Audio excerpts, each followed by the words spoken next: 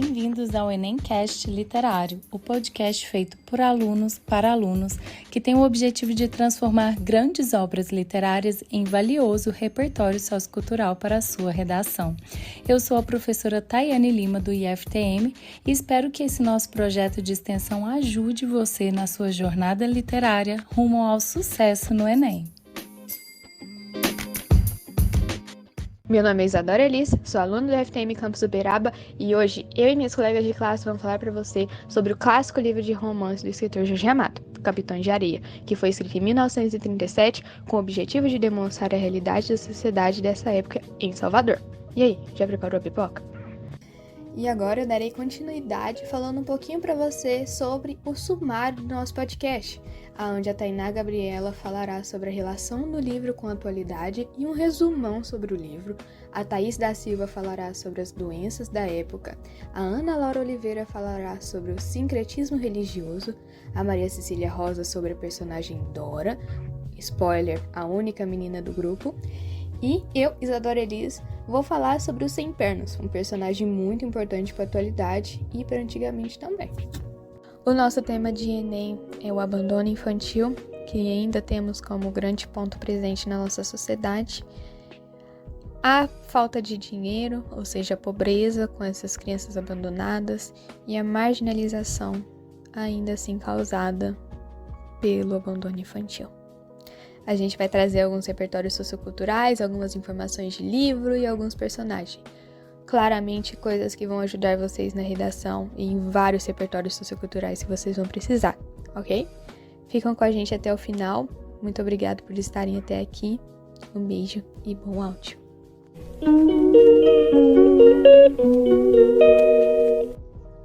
Capitães da Areia é um clássico da literatura brasileira que retrata o que acontece até os dias de hoje. Ao lermos a obra Capitães da Areia de Jorge Amado, publicada em 1937, temos a impressão que questões sociais trabalhadas pelo autor perpassam o nosso cotidiano atual. Os problemas vivenciados na cidade da Bahia, Salvador, poderiam ser a representação da realidade de algumas cidades brasileiras, da contemporaneidade marcada pela pobreza, violência, desemprego e desigualdade. No foco da discussão da obra, encontra-se um grupo de meninos, de todas as cores e idades das mais variadas, desde os 9 aos 16 anos, que vivem em situações de risco, residindo em um trapiche. Essas crianças e adolescentes sobrevivem de pequenos furtos e golpes. As ruínas do velho trapiche insalubre eram lugar de moradia e armazenamento do que conseguiam dos delitos. O grupo era liderado por Pedro Bala, uma criança que cuidava das outras abandonadas. A maioria dessas crianças eram órfãos ou com família em alto grau de miséria. Partindo da análise que foi feita sobre a infância em situação de risco, Jorge Amado levanta inúmeros aspectos dessa problemática, tais como a falta de educação formal, a exploração do trabalho infantil, as formas de punição dos corpos infantis, o desemprego dos pais, e tudo isso confluindo para a ideia de que tal situação só seria superada pelo ideal comunista defendido pelo autor. Com base na interface História e Literatura, buscamos compreender como essas representações literárias de um tempo passado podem expressar configurações perceptíveis no tempo presente.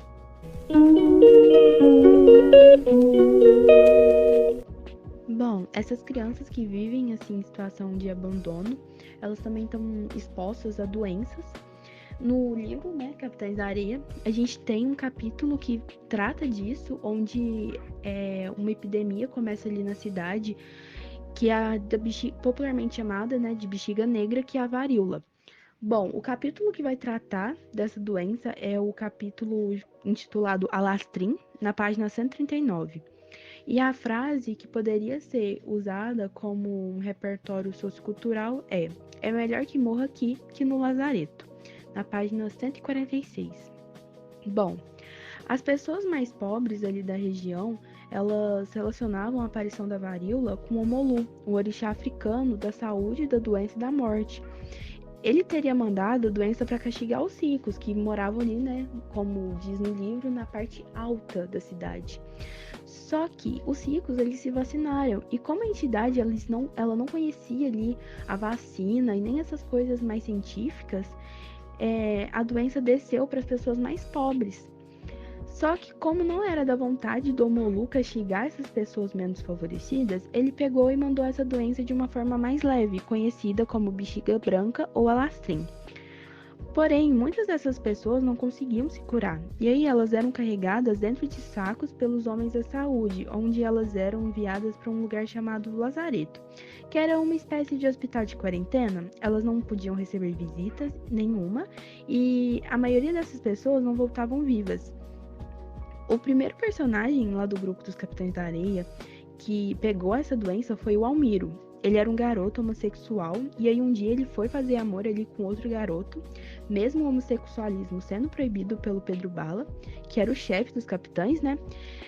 Esse outro garoto percebeu que ele estava com essa doença e se assustou muito e começou a gritar, avisando aos outros que o Almiro estava com bexiga, o Almiro estava com bexiga. Aí teve muita confusão entre os garotos, alguns queriam que expulsasse ele, outras pessoas falavam que não podia, porque ele era uma pessoa ali do grupo, então ele não podia ser expulso dessa maneira. Nesse momento que acontece toda a confusão, Pedro Bala não tá presente ali no trapiche. Quem tá é o Sem Pernas. E aí o Sem Pernas, como ele era assim um dos personagens, né, principal ali, ele era amigo do Pedro Bala, ele meio que assume ali a liderança e por ele o Almiro seria expulso ali na mesma hora, só que o Almiro pega e clama pra ele, pelo amor de Deus, que ele não podia fazer isso, porque ele era um dos Capitães da Areia, ele não podia ser expulso dessa maneira, que era pra esperar o Pedro Bala chegar. Só que nisso, o Pirulito, que era um garotinho com vocação pra padre, ele pegou e correu e chamou o padre. E aí o padre foi pra lá, chegou o padre, o Pedro Bala e o professor. Eles pegou e chegou à conclusão de que ele não seria mandado pro lazareto. Na verdade, o Pedro Bala não queria nenhuma forma. Foi ele que falou a frase que morra aqui, no trapiche, no caso, né, que era o esconderijo deles, do que mandar ele pro lazareto, né, que era um lugar que ele certamente não voltaria. Então, entre ele morrer no lazareto ali, sem ninguém, sozinho, que ele morresse ali no trapiche, junto com todos eles, porque eles sabiam que lá no lazareto ele não teria cuidado nenhum, era a morte certa. Só que aí o padre pegava e falava que não podia, porque ia passar pros outros garotos, até que eles chegaram ali na conclusão de que mandar o Almiro de volta pra casa dele. Porque o Almiro, ele não era órfão, ou ele era um garoto que foi abandonado pelos pais, ele tinha família. Porém, ele tinha fugido. Então, eles mandaram ele de volta pra casa pra ser tratado por um médico que fosse lá na residência dele, né? Só que o alastrim, ele devia ser denunciado. Se uma pessoa fosse identificada com essa doença, ela tinha que ser denunciada para poder tratar ele ali na quarentena, no lazareto, porque era uma doença infecciosa. E mesmo assim, não teve jeito, o médico que foi atender ele em casa denunciou o caso e ele foi mandado para lá, que não sobreviveu, né? Ele morreu no lazareto sozinho, como os capitães temiam. Eles achavam que mandando ele para casa isso não aconteceria, mas infelizmente aconteceu. Em seguida, tem um outro personagem que também é castigado com essa doença, que é o Boa Vida, que era aquele garoto do livro mais preguiçoso, de bem com a vida, tudo no tempo dele, sem pressa. Ele foi infectado pela bexiga. Ele não foi mandado pro lazareto por ninguém, ele vai por vontade própria para não infectar os outros meninos. Então ele tem essa coragem que é reconhecida pelos outros garotos que assistem ele indo embora. Então o resto do pessoal do grupo concordou assim dele ir e tal, mesmo com muita dó, eles admiram muito ele pela coragem dele. Só que ele não morre, ele volta muito magro e sem querer falar sobre esse lugar, porque foi uma experiência muito ruim. Então o livro nos mostra como as crianças em uma situação de abandono estão à mercê da sorte, sendo alvos fáceis para doenças que na maioria das vezes vão levá-las à morte, o que não deveria acontecer, porque o Estado devia cuidar delas e garantir medicamentos e abrigo, porém é algo muito frequente até os dias de hoje, infelizmente.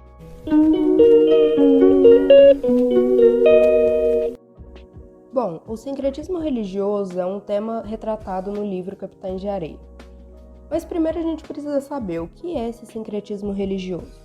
Ele consiste na presença de um ritual, ideia, organização, símbolos ou objetos artísticos originários de uma religião e que são incorporados à outra.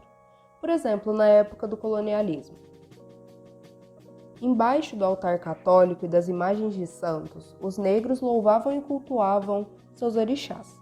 tendo assim o sincretismo afro-brasileiro. Os santos foram justapostos aos orixás africanos.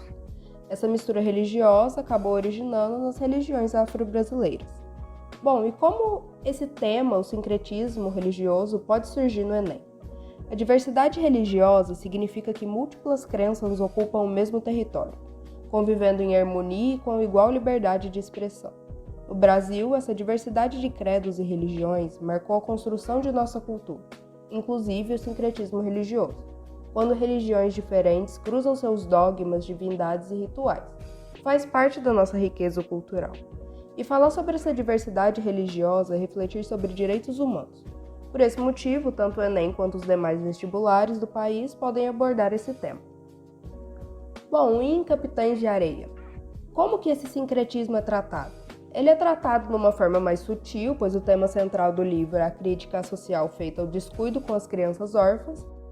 Mesmo assim, o sincretismo é importante na obra, pois influencia nas ações dos meninos, que integram os Capitães da Areia.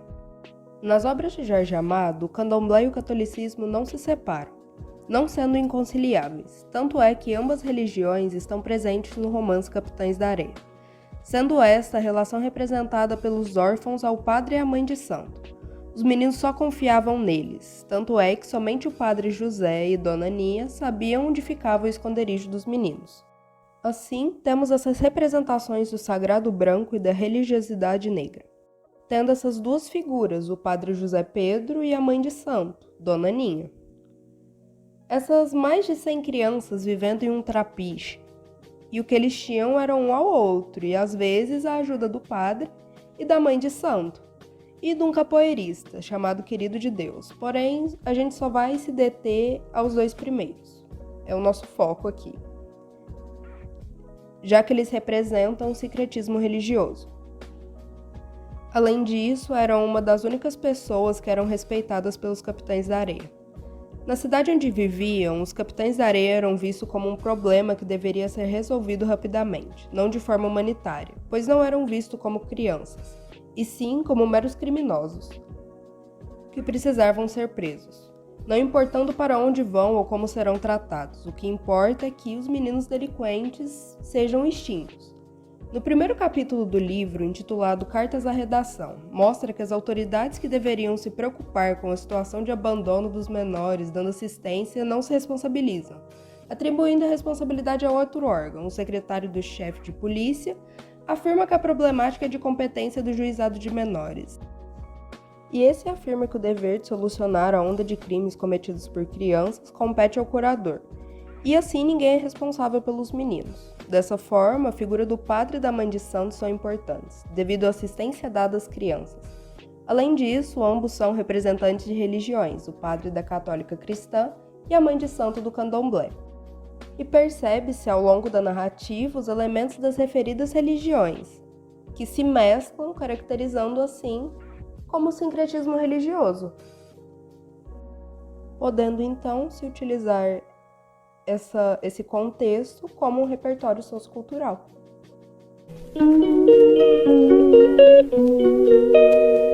Olá, eu sou Maria Cecília Rosa Freitas. Eu vou falar um pouco sobre a personagem Dora.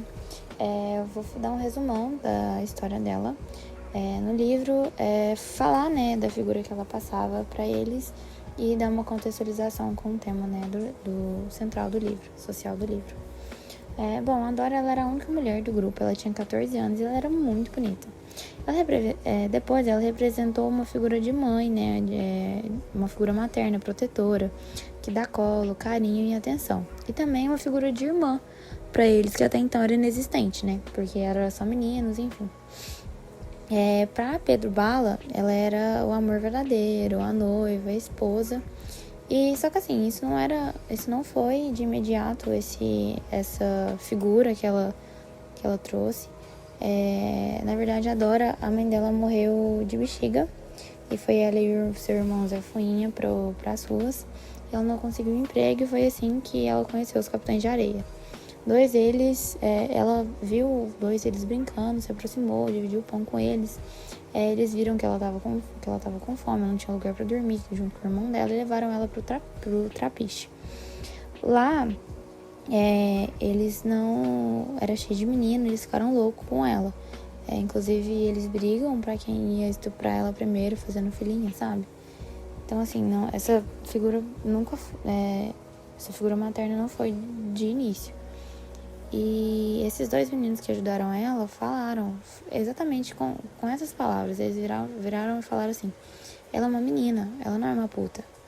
Ela é uma menina assim como a gente, olha pro rosto dela. Foi assim que Pedro Balo olhou pra ela de uma forma diferente.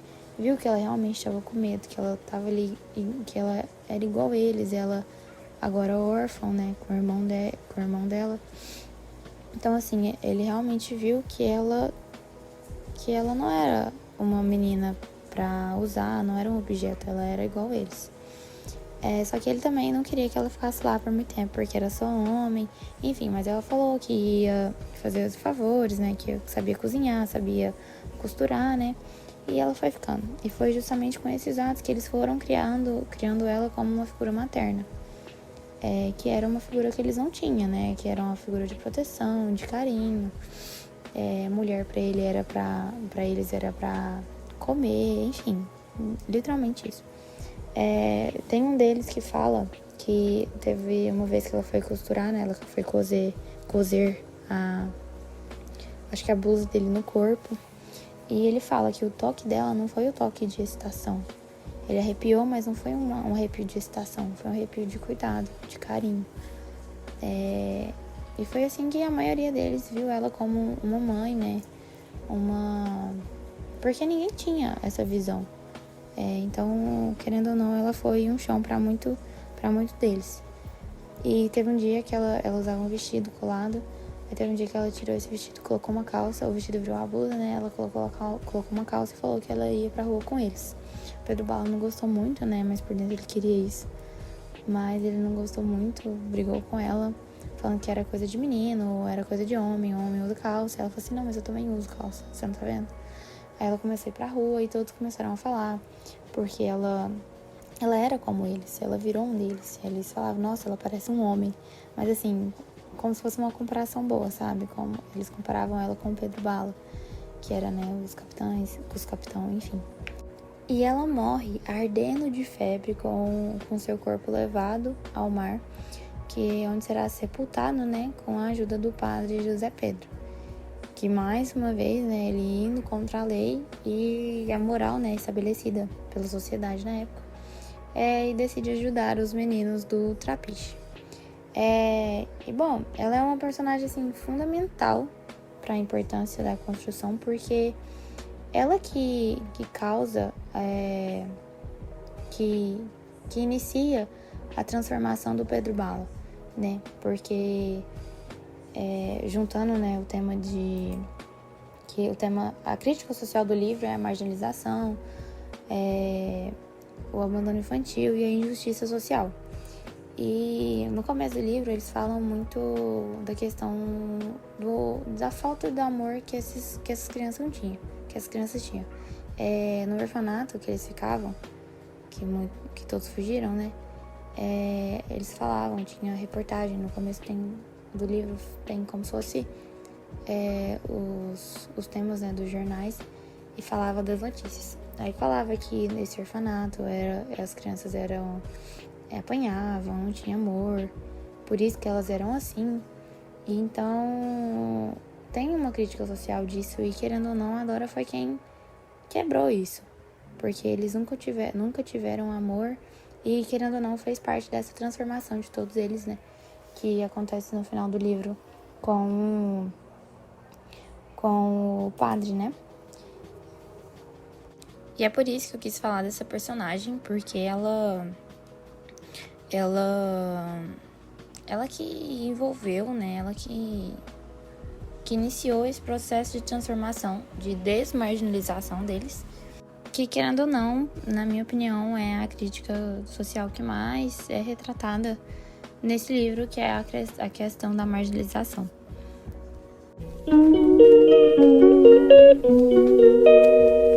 Olá, meu nome é Isadora e hoje eu vou falar um pouquinho para vocês sobre o personagem Sem Pernas. Bom, temos na página 23 uma descrição do personagem que ele é o espião do grupo dos Capitães de Areia, que ele invade a casa de famílias e convence as moradoras, as mães geralmente, a acolherem ele porque ele é uma criança abandonada, que está passando fome, não tem muitas condições. E assim ele passa um dia inteiro analisando a casa e os moradores e planejando o que ele pode furtar ou o que ele pode passar para o seu grupo de Capitães de Areia para sequestrar da família após ele fugir dessa casa, que acabaram realocando ele. Temos na página 28 uma descrição da forma como ele passou muito tempo sozinho nas ruas, sendo humilhado pela sua deficiência física, apanhando pelas crianças maiores e como ele nunca teve uma família e nunca era protegido por ninguém. Temos uma parte muito importante no livro, que o Sem Pernas ele era um garoto muito novo, que passou por muitas coisas desde pequeno. Ele sempre teve que aprender a ser um homem desde cedo e a polícia não ajudou ele nesse processo. Ele foi humilhado, ele apanhou, ele sofreu na mão de guardas e policiais que maltrataram e bateram nele com pedaços de borracha e fizeram ele ser humilhado pela forma como ele é e causou um grande trauma na vida dele. Na página 114 a 129 temos a famosa história da Dona Esther, uma moça que perdeu o filho e acabou acolhendo o Sem Pernas como se fosse o próprio filho dela perdido. E o Sem Perna fica muito confuso se ele faz o mesmo planejamento com a Dona Esther ou se ele mora com ela e acaba largando o grupo dos Capitães de Areia, mas ele acaba se submetendo a fugir da casa e deixando os Capitães de Areia roubarem a Dona Esther, o que causou grande arrependimento para ele, porque depois ele ficou com o coração partido, pois a Dona Esther colocou um noticiário no jornal procurando o filho perdido dela, o Sem Pernas, e ele levou isso com o coração para sempre. Ele sempre ficou surpreso pela forma como a Esther acolhia ele e por isso foi uma escolha muito difícil entre largar os Capitães de Areia ou entregar a Dona Esther e todas as heranças e tudo de precioso que ela tinha. Na página 114 nós temos o cachorro, o único animal que o Sem Pernas adotou como animal de estimação e que sempre esteve ao lado dele. E como finalização, na página 249 a 250, temos a perseguição dos Sem Pernas com a polícia, a forma como ele dá de tudo de si para fugir da polícia e para não ser pego de novo, igual ele foi pego da primeira vez e foi humilhado. Uma frase que eu achei muito interessante e muito forte é essa: se fizeram homem antes dos 10 anos para lutar pela mais miserável das vidas, a vida de uma criança abandonada. Nunca conseguiram amar ninguém, a não ser esse cachorro que o segue. Então, o Sem Perna sempre passou por momentos de dificuldade, sempre foi humilhado. Desde pequeno teve que aprender a ser forte e lidar com as coisas sozinho. E, diante de tudo que foi dito, nós temos que o Jorge Amado representa na sua obra questões sociais que envolvem a sociedade brasileira, em especial a sociedade baiana, como o abandono de crianças, que em 2021 estava na média de 58,4%, e a exclusão, bem como a indiferença social da parte da sociedade, traçando o que seria a representação social da sociedade em que a gente se vive.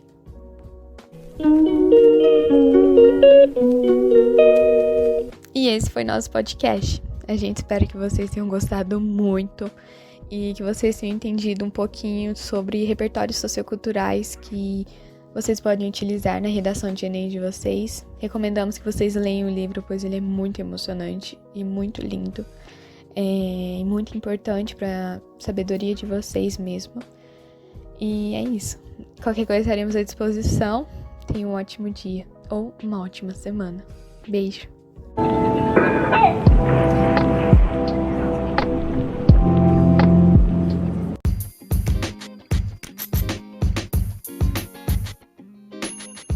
E assim chegamos ao fim de mais um episódio inspirador do Enemcast Literário. Mas não posso encerrar este episódio sem expressar a minha gratidão a uma equipe incrível que torna este podcast possível. Um agradecimento a Rafaela Lima, ao Gabriel Martins, a Larissa Elias, ao Pedro Henrique Silva e a Ana Carolina Bessa, e a todos os alunos que se juntaram a nós com suas discussões apaixonadas e insights valiosos. É claro, um agradecimento especial vai para vocês, nossos ouvintes fiéis, que nos inspirou a continuar explorando os tesouros da literatura clássica. É hora de fechar mais um capítulo, mas fiquem atentos, porque mais aventuras literárias estão por vir. Até o próximo episódio do Enemcast Literário. Fiquem bem e continuem a ler e a sonhar através das páginas dos livros. Até breve e um bom Enem a todos vocês.